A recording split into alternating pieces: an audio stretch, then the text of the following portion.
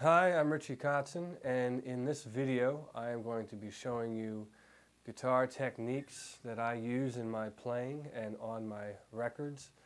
And I want to start off by making sure that we're in tune together. So the first thing I'll do is I'll play each string, and you can get your guitar and make sure that we're in the same tuning. I'll start off with the high E string.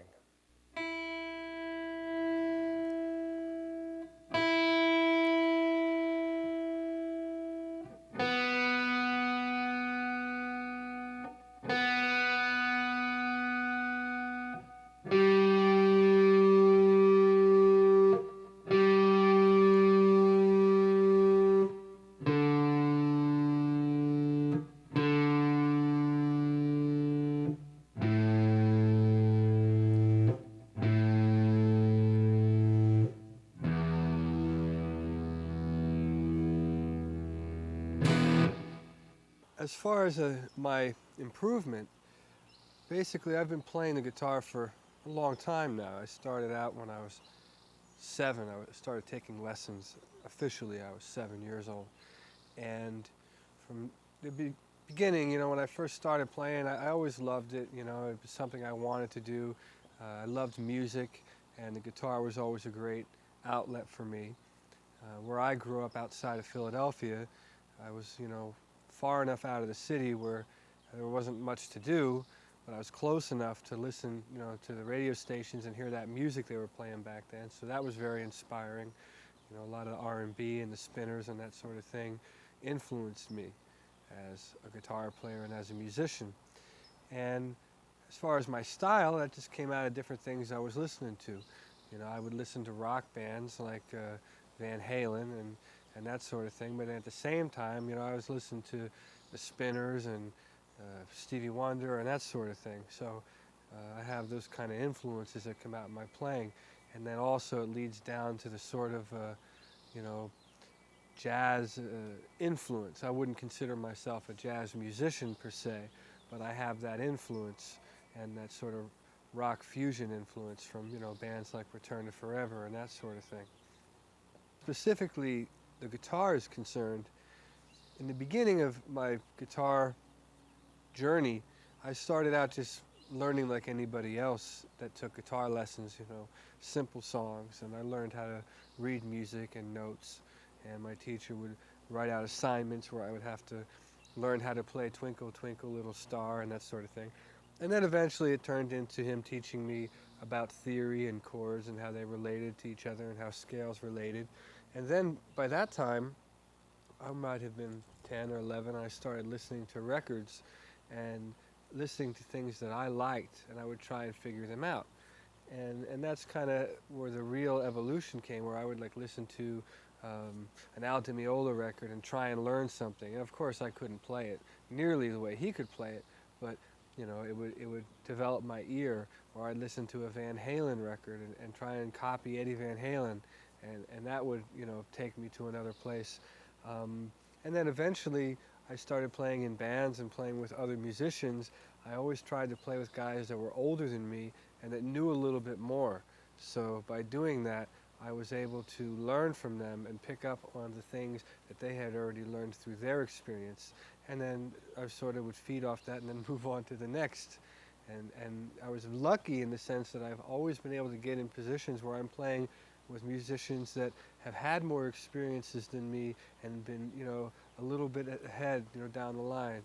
Even if it's, and not always musically, not always musically superior, but maybe they've played in musical situations that I've never been in, and I can learn from that. So there's always something to learn, no matter, who the musician is. You can always pick something up. So it's good to pay attention to that.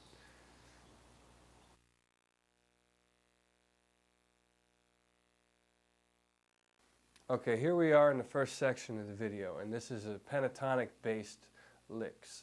Now, in my playing, and especially in the rock style of guitar playing, you've got a lot of things that you'll play that'll be based around a pentatonic scale. Even in jazz and obviously the blues, a lot of the note sequences or things that you play on a theory level will come out of this pentatonic scale. It's basically a 5-note scale.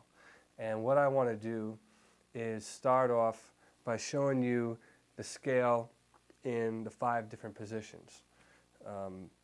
In other words, starting off each note of the scale. And what this will do, it'll enable you to use the entire neck of the guitar when you solo. Because what happens is a lot of guys, when they're playing, they'll start soloing and they'll get caught up in an area of the neck. And whatever they're playing, you know, how complicated or simple, they can get stuck in that certain section of the neck. But you got to remember, you got all these notes available to use. So the first thing you want to do, and this is true with any scale that you learn, you want to be able to play it in any position. That way, you know, you're able to utilize the entire neck. And then eventually what will happen is those positions will become a second nature for you, and you won't be thinking in terms of scales at all. You'll just be thinking in terms of melodies and rhythms, which is ultimately, when you're soloing and improvising, how you want to be thinking. You don't want to be thinking about, okay, I'm going to use this scale and then I switch to that scale. That's not the way you should play music. You want to be thinking in terms of melodies and rhythms and hearing what you're playing in your head and translating it onto the guitar. But before you get to a place to do that, sometimes it takes years, sometimes some guys get it right away, you got to learn the fundamentals. So I'm going to start off with this basic fundamental of the pentatonic scale. So the first position, we'll do it in E, because that's a popular guitar key, and we'll start off like this.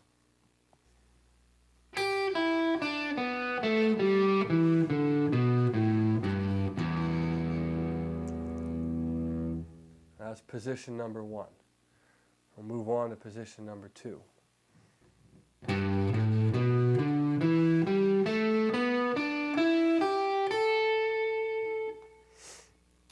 Moving on to position number 3, starting from the 3rd note of the scale, which is A. And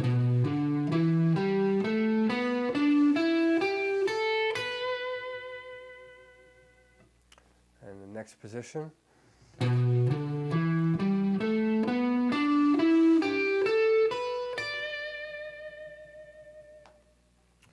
Next position.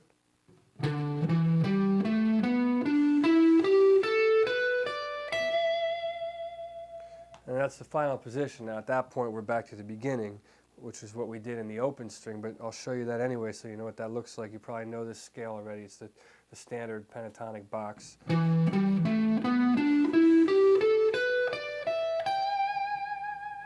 Now as far as the fingering, you know, you can finger it however you feel comfortable. I'm not one of those guys that thinks it has to be fingered this way, because sometimes you come up with your own way of fingering things and you can play things that you normally wouldn't have played. So, you know, you can go 1, 3, 1, 3, all the way and play the whole thing with these 2 fingers, or you can use your 4th finger. You know, logically, it makes sense that you would use your 4th finger on the 4-fret spreads and use your 3rd finger on the 3rd fret spreads. But that's, I'm going to leave that up to you.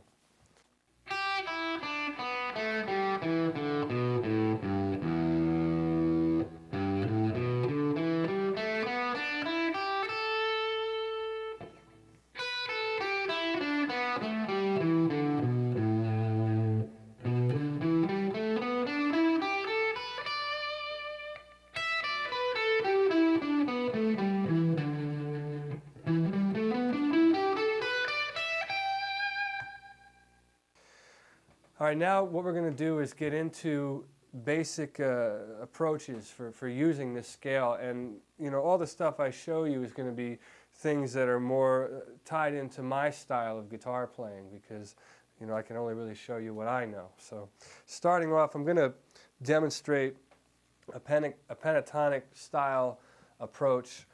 This is something that I use in one of my songs, on a song called Scared of You. And basically what I'm doing here is I'm going to use open strings combined with fretted notes, and what happens, it makes for a bigger sound. And basically what I'll just demonstrate a variation of this approach, and then I'll slow it down and dissect it so you can see exactly what it is that I'm doing.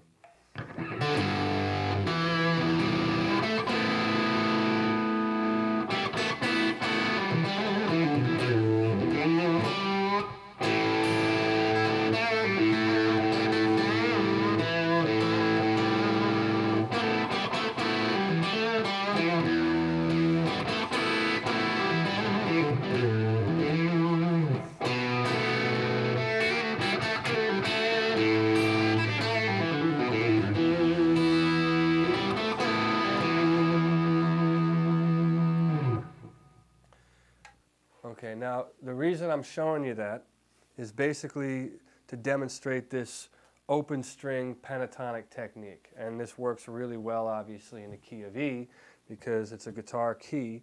The guitar is tuned naturally to open E and an open B here.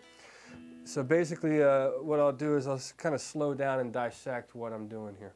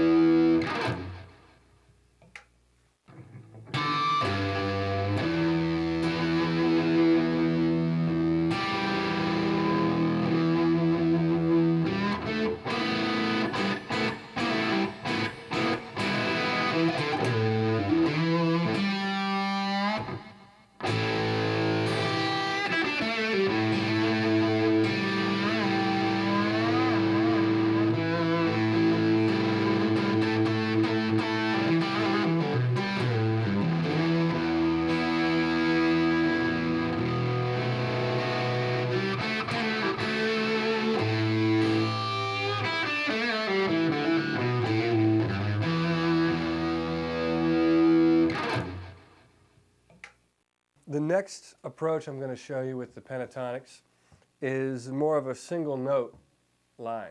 And this lick is going to go across the strings. We're going to tune down the low string to a D.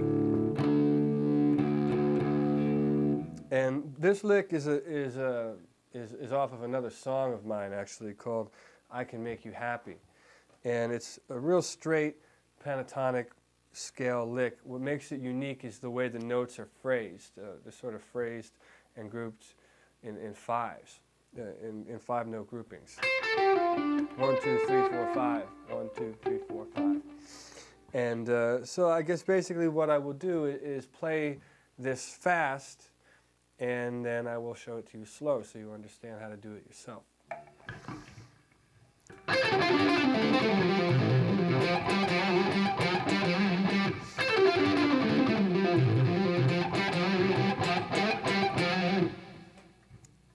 Okay, so now what I'll do is I will play this at a slower tempo so you can get an idea of what I'm doing.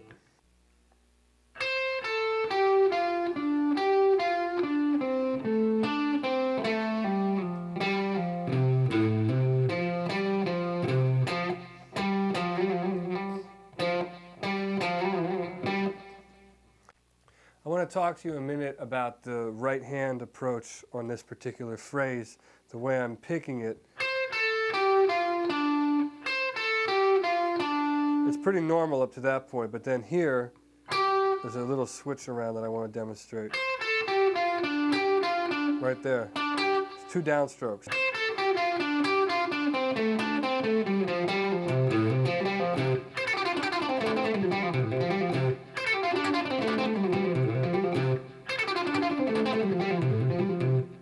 And at the end, I'm not really picking anything at the end. But the thing there is to catch how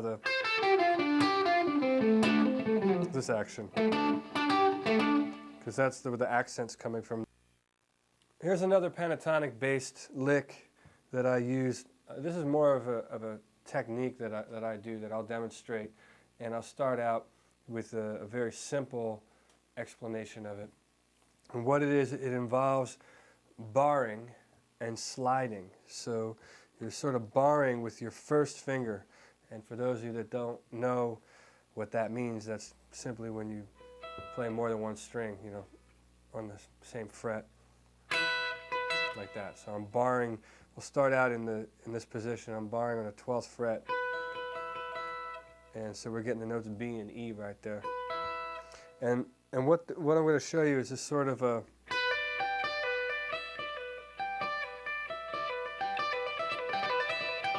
it's like that sort of technique. And I'll play it at a faster speed so you can get the idea, and then I'll slow it down for you.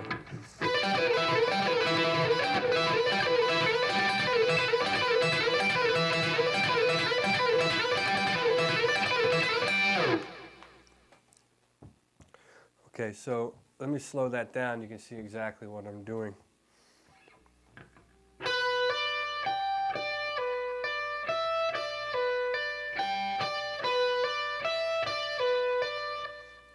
Okay, that's the first part of it. On the sliding part of it,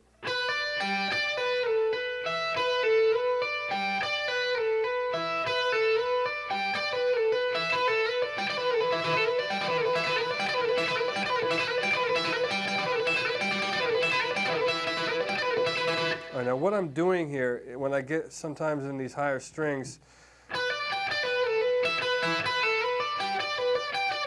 I'm changing the pattern a little bit so it doesn't sound as you know, monotonous. And also, you know, you can take this all the way up and down the neck. Once you get a feel for this sort of thing, you can maneuver across the neck, which I'll show you as well. But I'll just show you moving up and down the neck.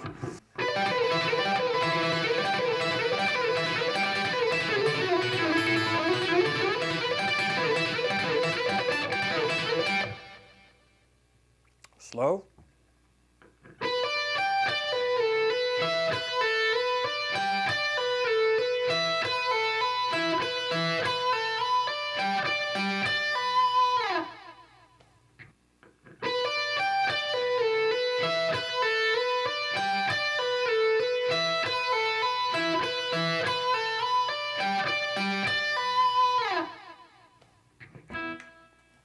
All right, continuing on this sort of pentatonic barring technique, sometimes you know, there's other variations that you can incorporate, and one of the things I'll do with other fingers, free fingers, like my fourth finger in this example, say I'm doing this sort of thing that I showed you, and I'll play it slow so you got an idea what's going on here. And then I'll use my pinky to come up here and play other notes. So once I'm like that sort of thing. And then I'll hit the open note as well. So I'll start pivoting off of this E string. And then I'll throw in like some other notes, like you know, maybe an F sharp. It'll give it like a 9 sort of tonality.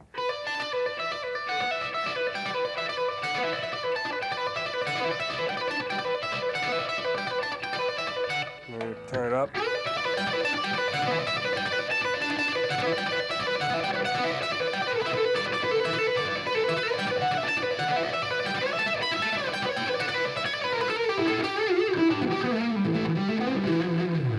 Yeah, you just go nuts on that if you want.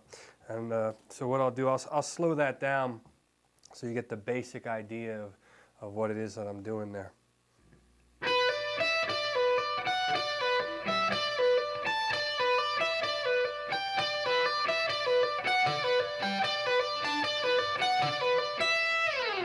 Okay, so now what we're going to do here is continue on with what I just showed you and apply that to more of this sort of barring, you know, pentatonic technique. And you know, when I say barring, I'm talking about, you know, this sort of thing. Now, what we'll do, so far we've just been dealing with 2 strings, and we've been hanging out up here in this neck, in this area on the neck. you know. Now obviously you can take that to any two strings. You know, you can move to the third and fourth string. Right? But what I'm going to show you is how to go across and incorporate more than two strings, because you don't want to be like, you know, two-string Johnny here stuck on the two strings. So basically what we're going to do is go back to this original position, and instead of just using the top two strings, we'll incorporate the third string. And I'm going to show you at a more higher speed how I utilize that, and then I'll break it down for you the same way I did the other licks.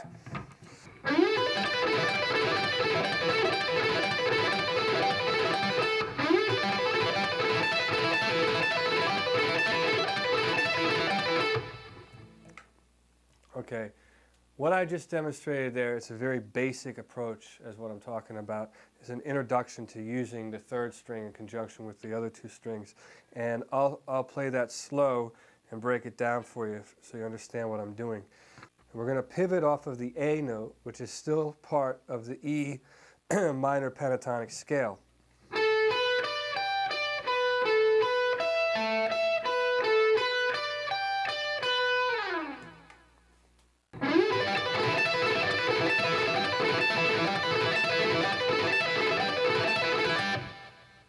Slow.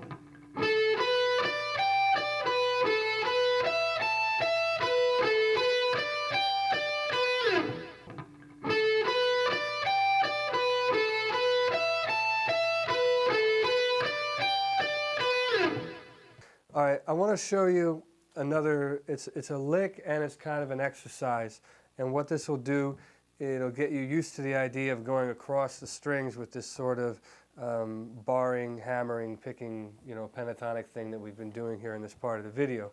And I'm going to play this exercise for you fast, and then as usual I'll slow it down so you can see what I'm doing.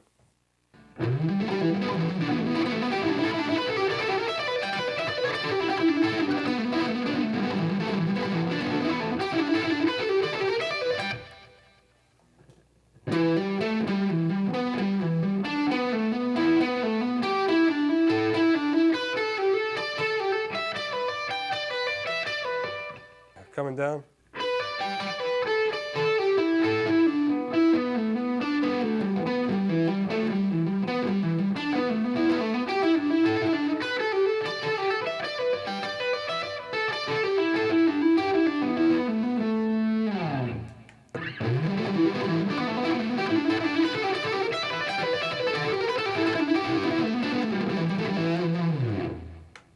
Or slow, here we go.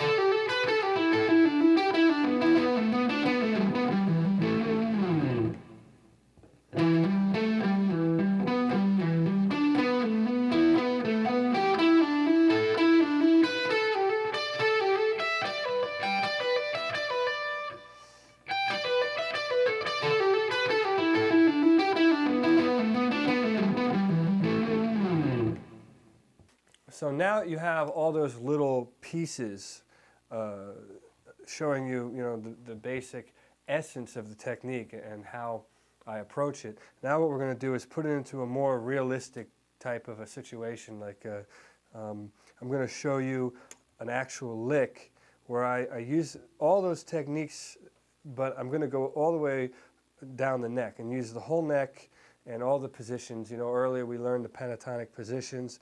So here, this is going to show you how to go all the way across the neck, staying within the pentatonics.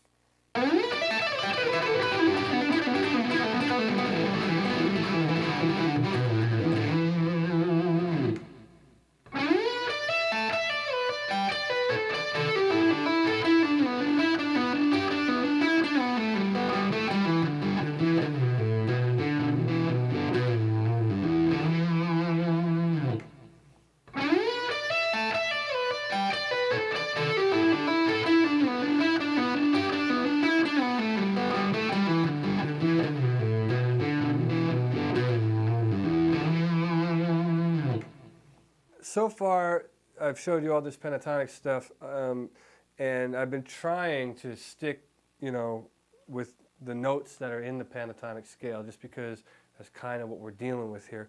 But in a real musical setting, you don't play like that. You don't sit and say, okay, I'm just going to use, this scale. At least you shouldn't be playing like that. So I'm going to show you like an example of how I might, incorporate that in a solo with other passing tones and that sort of thing. So I'm going to play like a lick that utilizes all those techniques, and then I'll slow it down and demonstrate it for you, so then you'll be able to really see, see it in action. All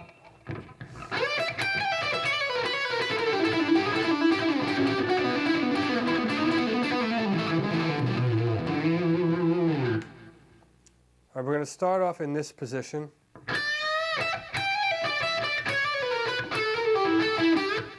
So that's like the front of the lick. And then we go into this sort of... And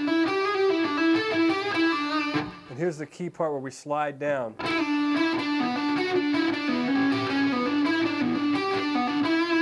And we're doing that sort of...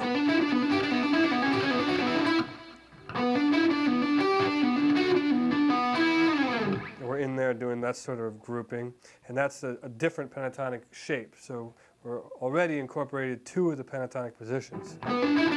And then we slide down.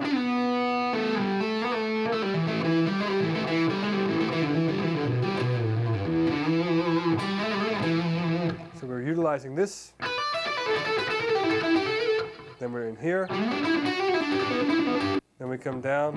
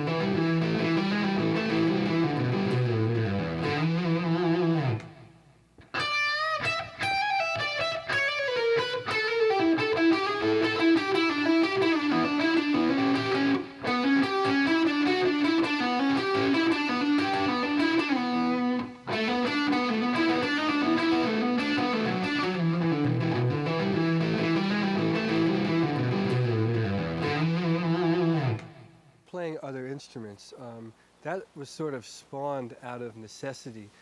Like I said before, where I lived, I was too far from the city to walk to somebody's house, to necessarily get, other music, to get into the network.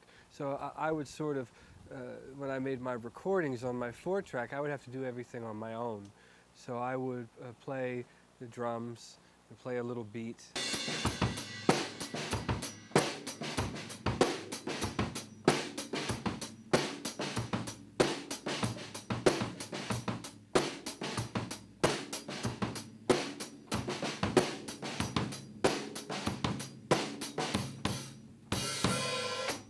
And then I would play a bass part and then overdub a guitar part.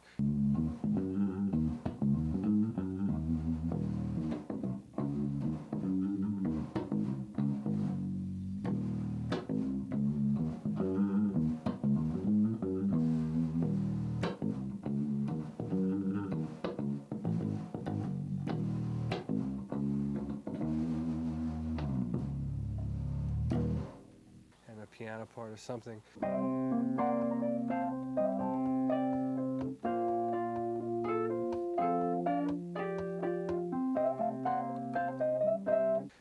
But I don't consider myself, a master at all different instruments. That's not how I see myself. I consider myself musically inclined. That's how I would put it. And I think that I excel as a guitar player. That's my strong point. And then, and also probably under that would be, singing and that sort of thing. And then by, my records, like you were asking me, I play the drums and play the bass. I've always had a love for the bass guitar, and I've always listened to the bass in music, and the guys like Bootsy Collins and Stanley Clarke and those kind of players, that's the style of bass playing that always kind of grabbed me as a young kid, you know. And so when I pick up a bass, I kind of want to emulate those guys, you know. But it just comes, the multi-instrument thing comes out of necessity. A lot of times I'll come up with an idea, and it'll be too late at night to call a drummer to come over and play, so I'll jump behind the drums and mic it up.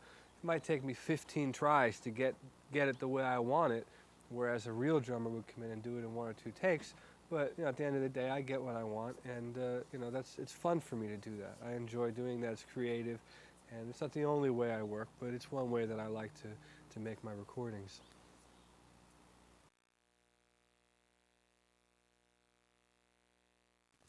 This section of the video is going to be focused on arpeggios, and I use a lot of arpeggios in my soloing, and I have a few different forms that I'd like to share with you. These are a great way to get around the neck and in and out of complex chord changes. When basically what you're doing with an arpeggio is you're playing the notes of the chord. So for example, if you got a G major chord, you're playing the notes that are in that chord, which would be G, B, and D, and then the high octave, you know, G again. And then you repeat it. Like that. So I'm going to start off showing you a very simple form arpeggio, and we'll get into the complicated stuff later as we go on. So let's start out here with G major. We're going to do it here starting off on the 15th fret, and our second finger rather, will play the first note, which will be a G. And then we have B, and then we have D, and then G again, and then back down. So that's a real simple form for a G major arpeggio starting on the low string.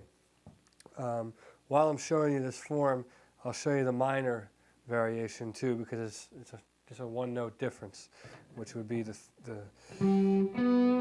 note here, which is a B. Just go down a half step to B flat. So you got G major, and you have G minor. It's a very simple way of playing an arpeggio.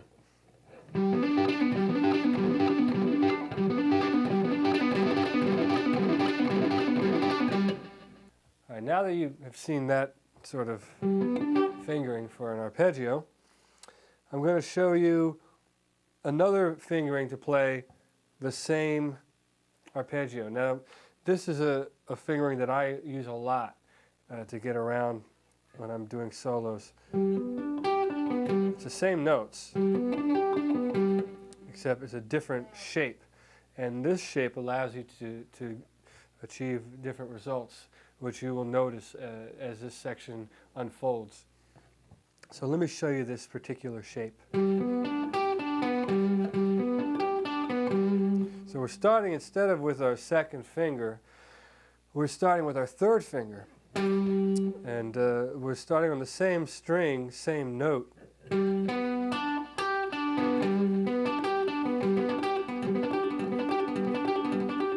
of course, if you want the minor note,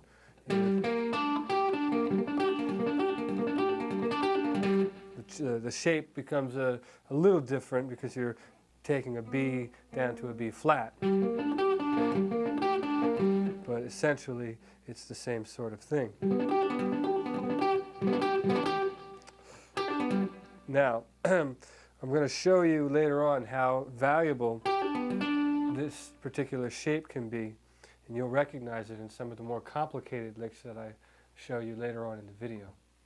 I know I showed you the particular shape starting on the 6th string, and of course you're going to want to play these arpeggios on other strings, not just limited to starting off on the lowest string of the guitar.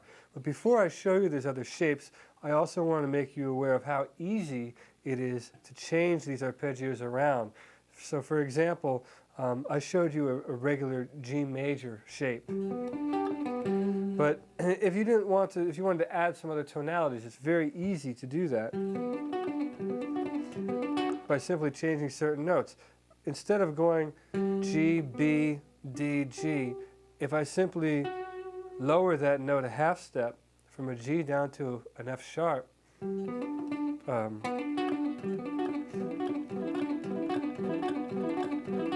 you have a whole new tonality just by moving one note. I can move this into a more comfortable place, which would be down here in C.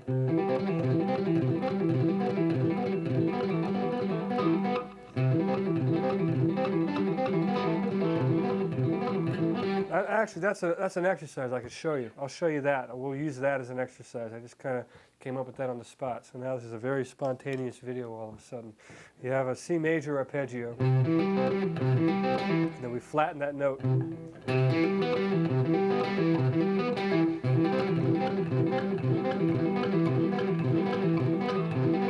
So I'm going to play it slow so you can see exactly what's going on there.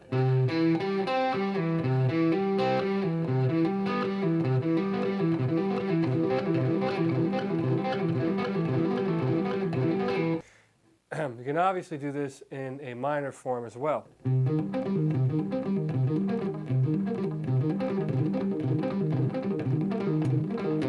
Right? So there's major and minor with incorporating major 7 and minor 7.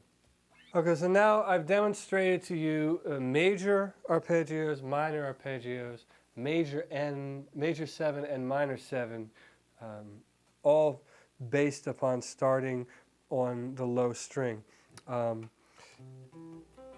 And also, before I forget too, there's another, in the other shape, the second shape that I showed you that starts from the low string, this one, and we'll move it down to C major where we were a minute ago. Remember that shape I showed you earlier? Well, it's just as easy to make that like a major 7.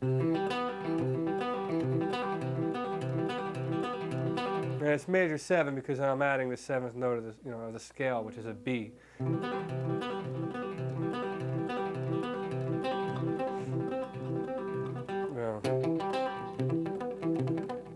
That sort of thing. I'll explain more of that later. I just want you to understand that basic shape there and how easy it is to make it to a major 7 or a dominant 7 just by moving notes around. And I don't want to get into a theory thing here, but that's basically touching on how these forms can easily be maneuvered and transformed into other tonalities that are very valuable for soloing. I want to get us off of this lower part of the neck here. We so far have been focused on arpeggios that are starting on the low E string. To do it to play them starting off of the next string, the form and the shape doesn't change. See?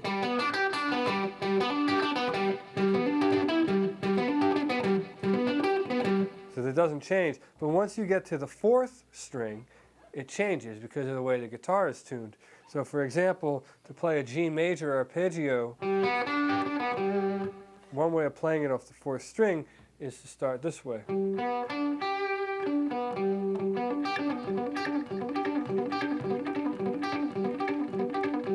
And then to make it minor,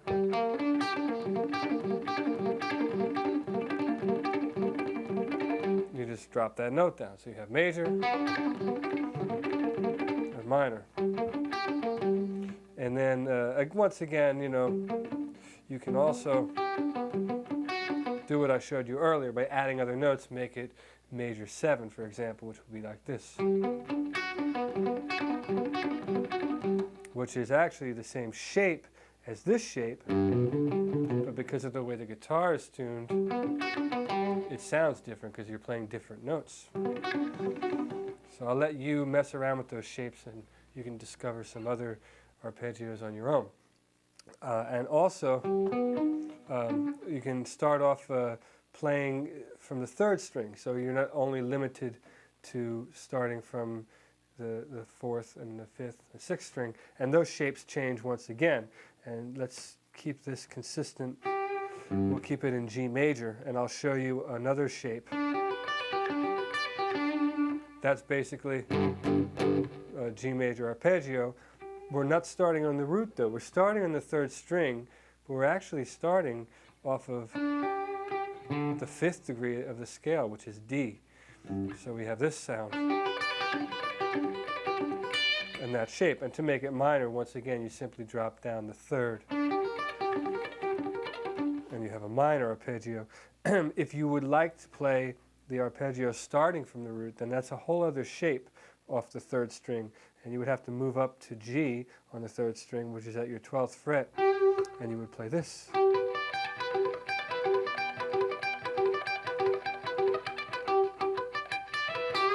And then you have a G major arpeggio starting from the root. I'm going to show you now an exercise, basically, and we're going to string together the first arpeggio shape that I showed you starting on the low string. And it's kind of like a little chord progression that we're going to follow, which will be D major, B minor, C major, and G major. So we'll have 3 major arpeggio shapes and 1 minor shape, and it'll sound like this.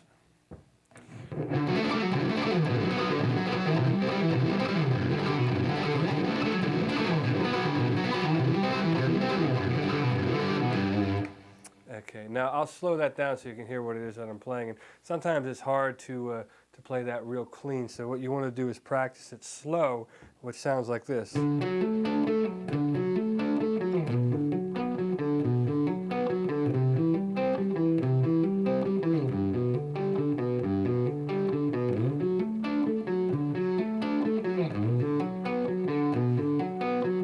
And in there, we're getting a hammer on.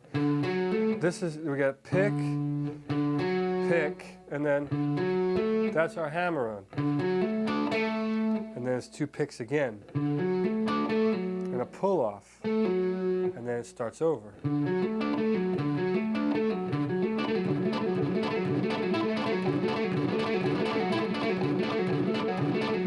And actually, we find a lick in there, don't we? We have this sort of thing where you can go back and forth like that, sort of like a Woody Woodpecker sounding thing.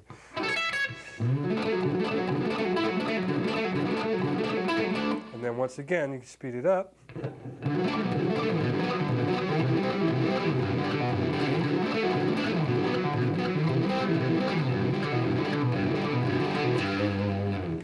Now also what I want to show you is that just shows you how to jump around also on the, starting off the low string. But I want you to be aware of the fact that you don't always have to do that, because you have all these other notes that you can utilize. And for example, you can start off on the D here. I'm showing you how to play this lick, you know, all starting off the 6th string, but these positions don't change when you go to the 5th string. So I'll show you how to go from D major to B minor without having to make such a large jump, and that would simply be by moving this D major down here. It's the same notes in the same octave, but now when you go to the B minor, you don't have to jump as far.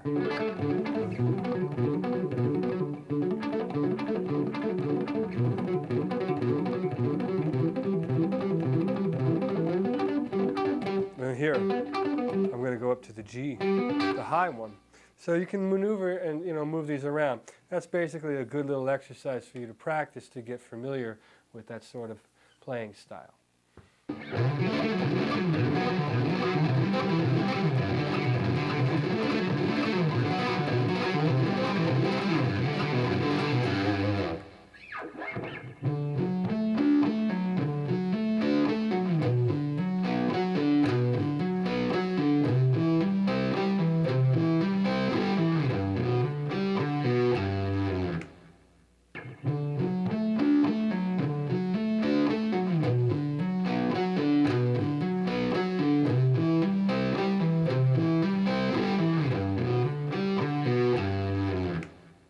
All right, so now I'm going to show you another exercise very much like what we just did, only starting with the other shape that starts from the 4th string. We're going to start out with 1 minor and 2 major. That being the minor one, major, another major one. So we got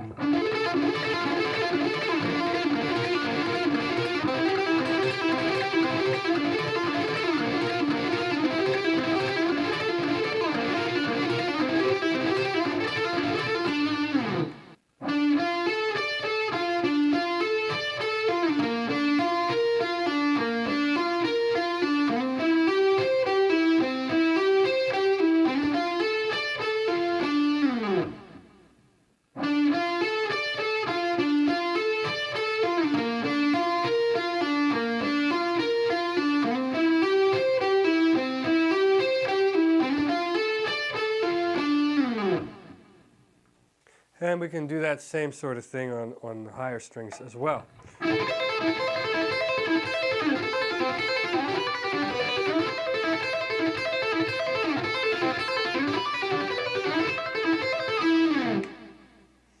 Here's a slow one.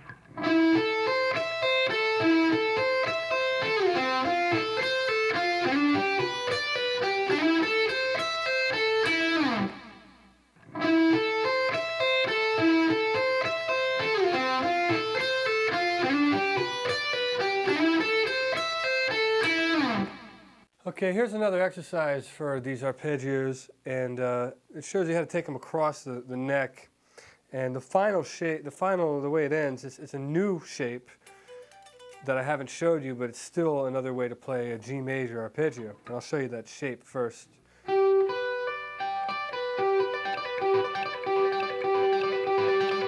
So basically it's bar, a hammer on, and you're barring up here. And the hammer-on's happening on the second string. So now I will show you the complete exercise.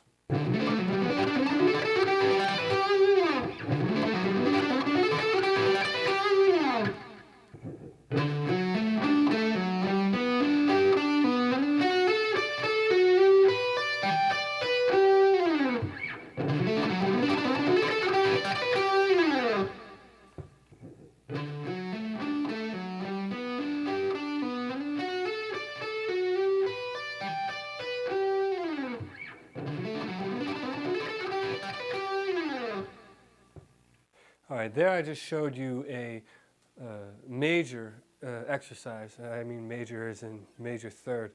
That takes the arpeggios across the strings. Of course, you can do that in a minor way as well, and I will demonstrate that for you.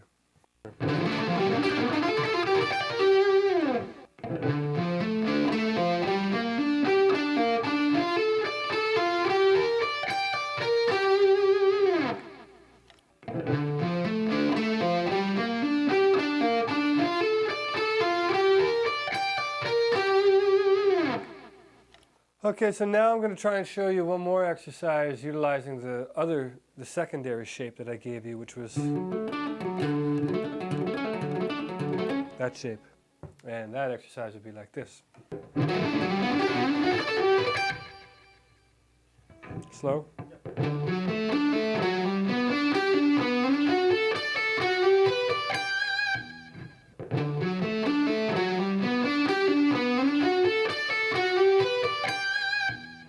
So now I'm going to show you a more advanced sort of exercise technique involving arpeggios, and it's kind of like linking them together in a chain. And we're going to go over a chord progression. So you would have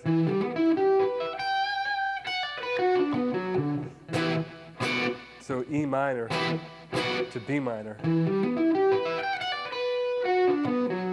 then we'll go C major to G major.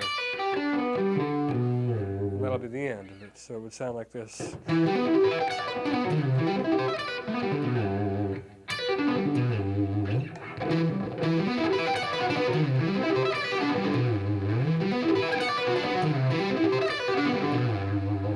And what I'm doing there is incorporating two techniques. One is sweeping across the strings, and then the other one is hammering on.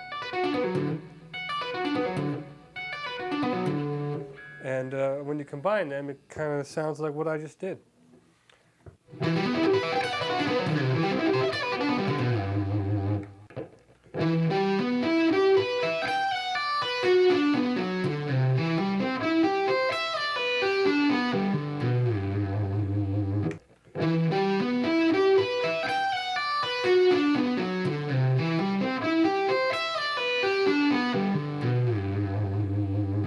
Okay, I'm going to show you another arpeggio-based lick on the higher strings.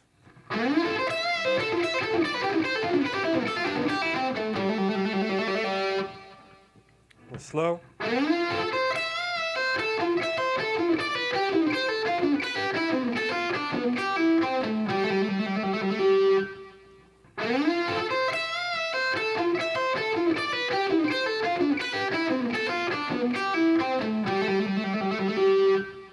Okay, here's another arpeggio that's higher up on the neck that I can show you, and it goes like this.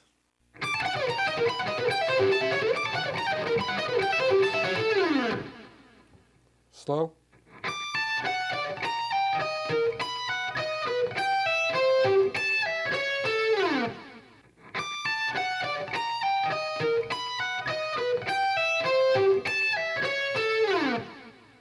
It shows that I've been in a lot of different musical situations. I've been in situations with bands and then also as a solo artist where I'm making my music.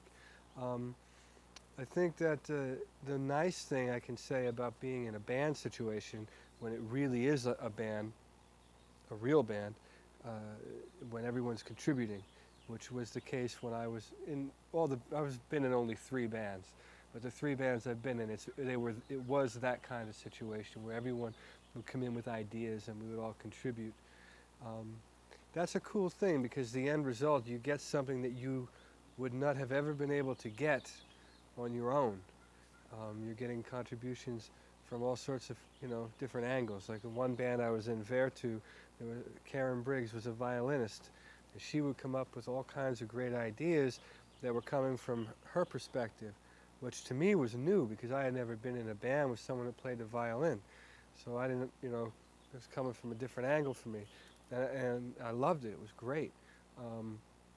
Being in a band like Poison, these are guys that write, or have written hit songs.